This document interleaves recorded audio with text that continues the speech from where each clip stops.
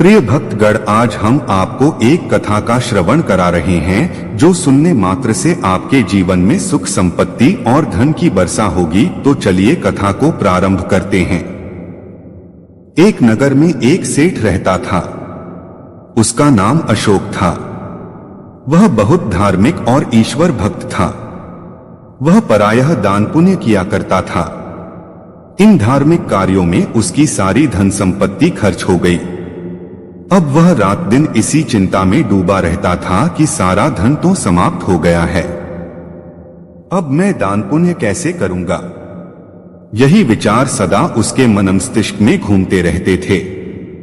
एक रात वह इन्हीं विचारों में डूबा हुआ था। वह अपने बिस्तर पर लेट गया। सोचते सोचते उसे गहरी नींद आ गई। उसने स्वप्न में एक तेजस्वी साधु को देखा। सेठ ने स्वप्न में ही साधु को हाथ जोड़कर प्रणाम किया और उनसे कहा, महात्मा, मैं आपका हृदय से स्वागत करता हूं। मेरा सौभाग्य है कि आपने मुझे दर्शन दिए। कहिए, मैं आपकी क्या सेवा कर सकता हूं? अगर आप यह कहानी सुन रहे हैं तो पूरा सुनिए। इस कथा को आधा अधूरा छोड़कर जाने की गलती मत करिएगा, क्योंकि इस पवित्र कथा को पूरा सुनने से आपको मनचाहा फल की प्राप्ति होगी। इसलिए इस कथा को पूरा सुने। आप शिव भक्त हैं तो भोलेनाथ का अनादर न करें। साधु ने सेठ को आशीर्वाद दिया और कहा, अशोक, मैं तुमसे बहुत प्रसन्न हूं। तुमने पुण्य का कार्य करके अपना लोक परलोक दोनों सुधार लिया है। बोलो, क्या चाहते हो? सेठ विनम्रपूर्वक बोला, महात्यन, मेरे पास दान पुण्य करने के लिए धन संपत्ति नहीं बची है। अब मैं गरीबों की सहायता कैसे करूं? साधु ने कहा, अशोक, चिंता मत करो। कल मैं इसी रूप में तुम्हारे पास आऊंगा। तुम एक डंडे से मुझे छू देना, मैं तुरंत सोने के ढेर में परिवर्तित हो जाऊंगा। उससे तुम्हारी निर्धनता दूर हो जाएगी और तुम इच्छानुसार दान पुण्य करते रहोगे। ऐसा कहकर साधु अदृश्य हो गया। सेठ रात भर गहरी नींद में सोता रहा। प्रातः काल जब सेठ उठा तो उसे किसी प्रकार की चिंता नहीं थी। ईश्वर का धन्यवाद करके वह अपने औगन में आकर बैठ गया। इतने में सेठ का नाई वहां आया और उसकी दाढ़ी बनाने लगा। जब नाई दाढ़ी बनाकर बाहर निकल रहा था तो एक साधु अंदर आया।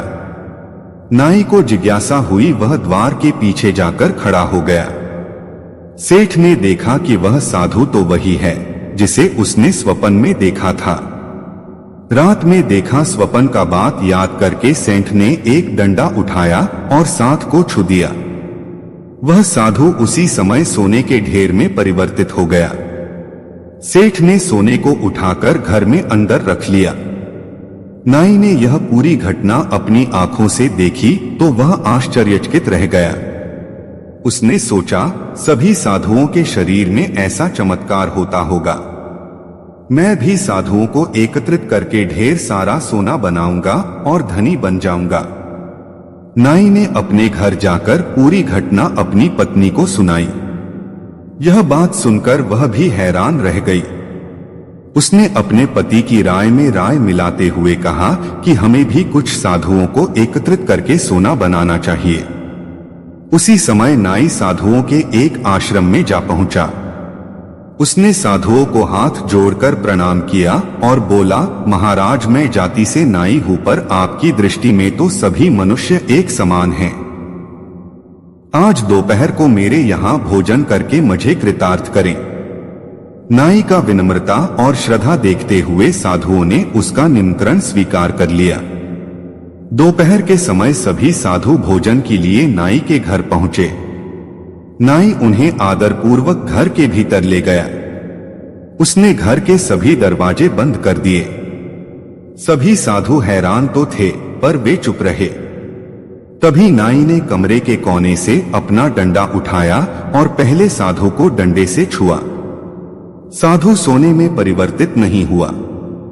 उसने बारी बारी से अन्य साधुओं को भी डंडे से छुआ, पर कोई भी सोने में परिवर्तित नहीं हुआ। सभी साधु हैरान थे कि क्या हो रहा है। अनहोनी की आशंका से वे उठकर आगे चलने लगे तो नाई ने आगे बढ़कर उनका रास्ता रोक लिया। साधु भागने लगे तो नाई ने उन्हें डंडे से पीटना शुरू कर दिया। साधु जोर जोर से चिल्लाने लगे, बचाओ बचाओ। गांव के लोगों ने शोर सुना तो वे सहायता के लिए आए। लोगों ने घर का दरवाजा तोड़ दिया। वे नाई को पकड़कर राजा के पास ले गए। राजा ने नाई से पूछा, तुमने साधुओं को क्यों मारा? नाई ने सेठ के घर में घटी घटना ज्यों की त्यों सुना दी। राजा ने सेठ को बुलवाया। सेठ ने राजा को स्वपन की सारी बातें बताई और कहा, महाराज वह कोई साधारण साधु नहीं था, वह साधु तो चमत्कारी था। इसलिए डंडे से छूने से ही वह सोने के ढेर में परिवर्तित हो गया। राजा ने सारी बात सुनकर अपना फैसला सुनाया। इस नाई ने बिना सोचे समझे लालच में आकर निर्दोष साधुओं की हत्या की है, अतः इसे मृत्यु दंड दिया जाता है। इसलिए बिना सोचे समझे कोई भी कार्य नहीं करना चाहिए, अन्यथा बाद में पछताना पड़ता है। कोई भी कार्य करने से पहले उसके अच्छे बुरे परिणामों को अच्छी तरह विचार कर लेना चाहिए। ठीक प्रकार से सोच विचार किए गए कार्य का परिणाम सुखद होता है। इस वीडियो को बोलते समय कोई त्रुटि हो तो मैं क्षमा चाहता हूं। उम्मीद है आप सभी को यह वीडियो अच्छी लगी होगी। अगर आप शिव के सच्चे भक्त हैं तो चैनल को सब्सक्राइब और वीडियो को लाइक करके कमेंट में हर हर महादेव लिख दीजिए।